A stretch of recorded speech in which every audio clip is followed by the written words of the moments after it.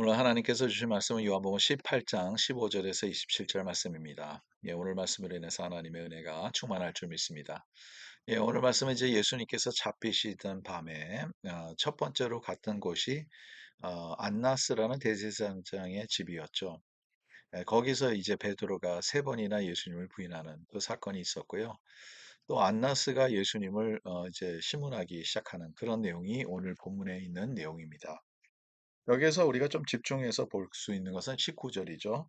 대제사장이 예수에게 그의 제자들과 그의 교훈에 대하여 물으니, 그래서 예수님에 대해서 그 교훈에 대해서 물어봅니다.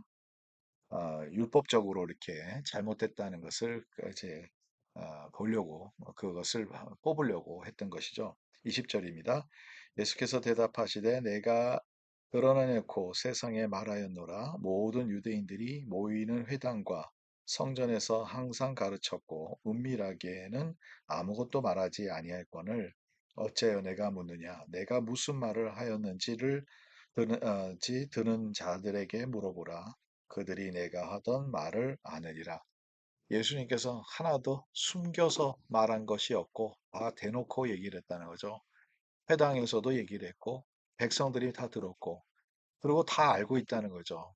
하나도 예수님께서 비밀스럽게 뭔가 꾸매고 또 잘못된 이렇게 모순되는 그러한 메시지를 준 적이 없다는 것을 예수님께서 당당하게 말씀하시는 그 모습을 우리가 보게 됩니다.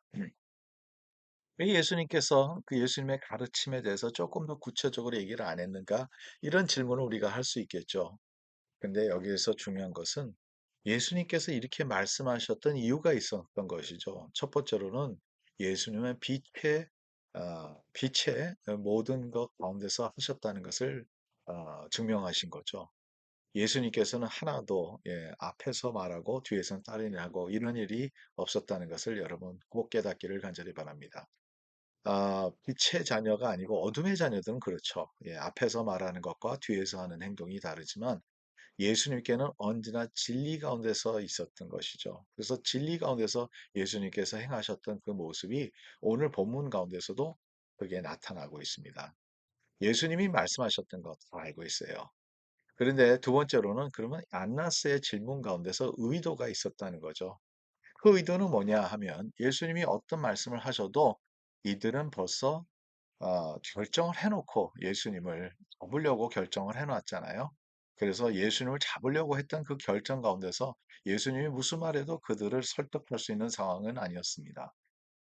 예수님이 물론 예수님은 전능하신 하나님이시기 때문에 말씀하셨으면 설득도 됐겠죠. 그러나 그들의 마인드는 그게 벌써 준비가 되지 않았던 상태죠.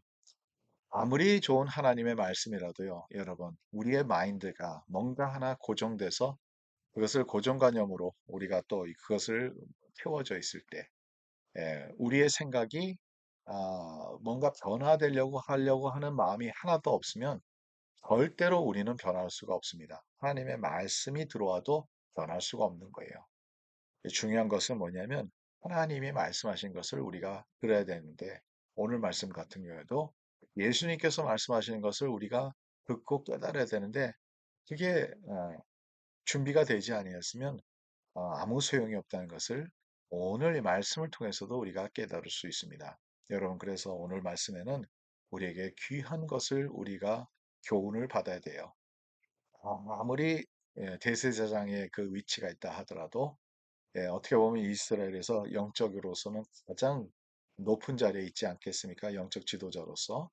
그런데 아무리 그 자리에 있다 하더라도 언제나 겸손하게 하나님의 말씀을 들을 수 있는 준비가 되고 그런 자세였다면 예수님께서 복음을 전하셨고 또 그에게 그 말씀을 전했을 때 그도 구원받을 필요가 있죠. 그도 회개할 필요가 있습니다. 그도 죄인이었습니다. 그도 하나님 앞에 다시 돌아올 수 있었던 것이 아니겠습니까?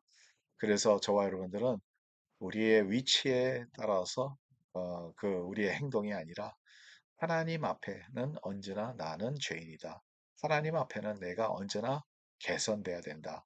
하나님 앞에는 내 마음이 언제나 새로워져야 된다. 하는 이러한 겸손한 마음으로 주님 앞에 나오기를 간절히 바랍니다. 겸손한 마음으로 주님의 말씀을 들을 때 말씀은 우리에게 생명이 될 것입니다. 그러나 이렇게 뭔가 마인드가 굳어진 상태에서 절대로 우리는 변화될 수가 없어요. 그래서 어떻게 보면 이렇게 지도자에 있는 그 위치에 있는 사람들이 더 변화되기가 어렵죠. 나이가 들면 들수록 더 변화하게 되기 어려운 게 우리의 생각이 너무 굳어질 수밖에 없기 때문입니다. 오늘도 이 말씀을 생각하면서 내가 어떻게 하면 좀 더 겸손해질 수 있을까? 내가 좀 더 어떻게 하면 하나님의 말씀을 말씀대로 들을 수 있을까? 이런 고민을 하면서 주님 앞에 나오는 오늘 하루가 되기를 간절히 바랍니다. 하나님 감사합니다. 안나스라는 대제사장은 예수님이 무슨 말씀을 하실 건지 그렇게 관심은 없었지만 이 과정에서 필요한 과정에서 예수님에게 어떤 교훈을 가르쳤는지 그것을 질문합니다. 하나님, 저희들도 이렇게 세상적으로 우리가 뭔가 보여주기 위해서 하는 것들이 있는데 실제적으로 저희들의 마음에는 하나님의 변화가 하나님께서 말씀하신 것과 또 그 말씀을 인해서 변화가 되지 않은 그러한 굳어진 생각이 얼마나 많은지 모릅니다.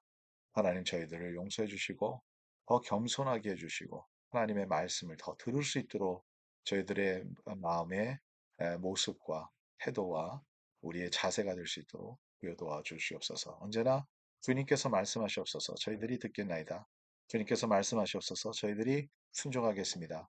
저희들의 가꾸어진 생각이 하나님 주님 앞에 새로워질 줄 우리가 믿고 또 감사하는 마음으로 주님 앞에 기도드립니다. 예수 그리스도의 이름으로 기도드리옵나이다. 아멘. 예, 오늘도 주님과 함께 승리하는 하루가 되기를 간절히 바랍니다.